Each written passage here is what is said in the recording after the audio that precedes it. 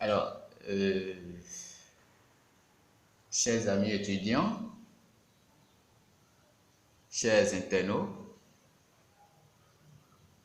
chères populations béninoises, recevez mes sincères salutations à distance. Alors, vous écoutez la voix de Gorobert Nino, étudiant en année de licence didactique anglaise à l'université Frache Adiara, dans la ville de Porto Novo. Je disais tout à l'heure, Frache Adiara, la commune dans laquelle la probabilité du virus est très forte. Alors, rapidement, je vais remercier tout d'abord le gouvernement, principalement à notre cher président de la République, M. Athanas Patrice Tanas Aguio, pour ces actions qui mènent au jour le jour. Malgré les rumeurs de Cotonou, de Porto Novo, notre président, notre cher président, continue toujours de mener ses actions pour le développement durable. Alors, chers amis, j'ai voulu vous faire cet audio parce que ça urge. Et le but de cette vidéo est premièrement, inviter tous les étudiants du Bénin, toute la population résistant dans les zones ciblées par le cordon sanitaire à respecter les mesures préventives du gouvernement et aussi pour le confinement qui démarre demain à 0 heure. Et secondo, pour inviter nos chers papas, nos grands frères du corps armé républicain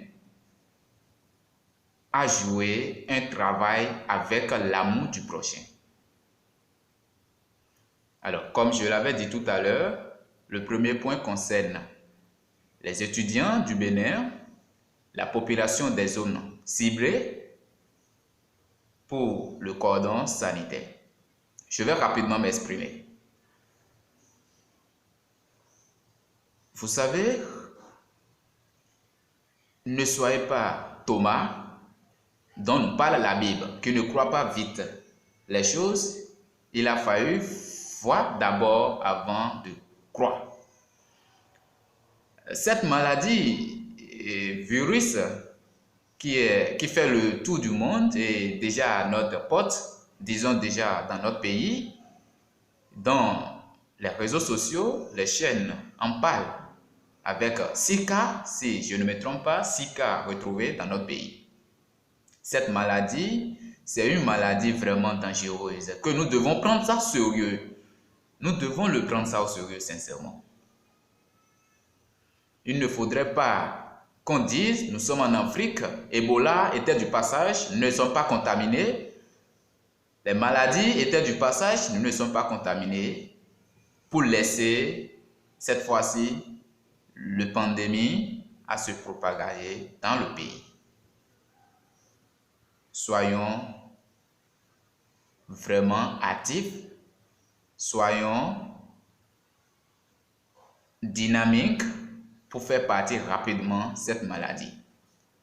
Les pays voisins, je voudrais parler de Burkina Faso, tout proche, dont le cas enregistré est plus de 82 si j'ai une bonne mémoire, et l'Italie qui est totalement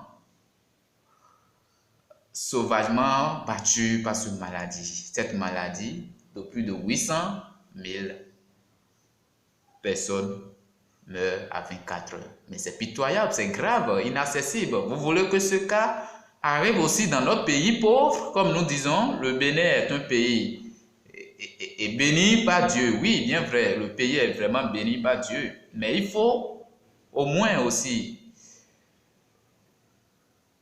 se mettre à éviter les risques avant que le Bénin, Dieu Tout-Puissant nous bénisse.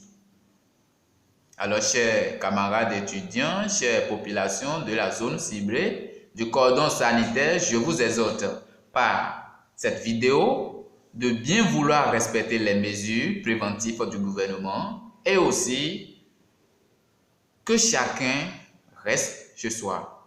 Le gouvernement ne nous a pas interdit de ne pas sortir, mais néanmoins, c'est notre santé, il s'agit de notre santé, il s'agit de la santé de la vie humaine.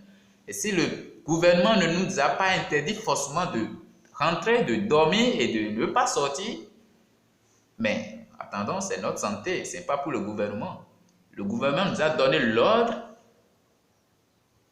de revoir nos sorties. Si notre santé nous est vraiment chère, il faudrait que nous-mêmes, nous puissions garder notre mesure et rester chez nous. Laissez le mal passer et vivons notre santé.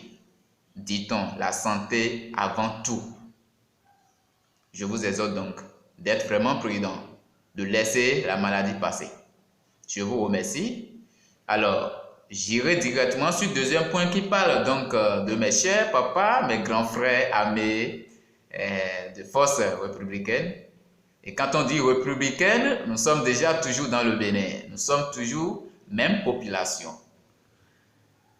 Nos chefs ont reçu l'ordre, autant pour moi, de bien veiller à la sécurité dans les zones ciblées par le cordon sanitaire, à amener ces populations à respecter les mesures préventives ou bien de limiter leur parcours. Chers grands frères, chers papas, oui, vous avez reçu l'ordre de vos supérieurs, de l'hiérarchie. Mais je vous demande avec respect, avec l'amour, de bien vouloir travailler sur cette affaire avec un cœur d'amour. Parce que je suis sûr, nous connaissons au Bénin, il y aura des pagailleurs, excusez-moi pour le mot, il y aura des gens qui auront voulu s'entêter un peu, qui vont dire, qui vont traverser, qui vont faire ci, qui vont faire ça. Il faudrait que vous les rameniez à l'ordre. Alors je vous demande, en les ramenant à l'ordre, essayez simplement de les sensibiliser. Montrez-leur la gravité de ce qui est et non de les commencer par tabasser jusqu'à aller les tirer des balles. C'est grave. Je vous demande que l'amour du Christ, l'amour du prochain vous accompagne pour ce travail. Et que la population aussi respecte la personnalité de ses grands frères, papa d'armée républicaine. Pour finir rapidement mon audio et pour monopoliser, à ne pas trop discourir,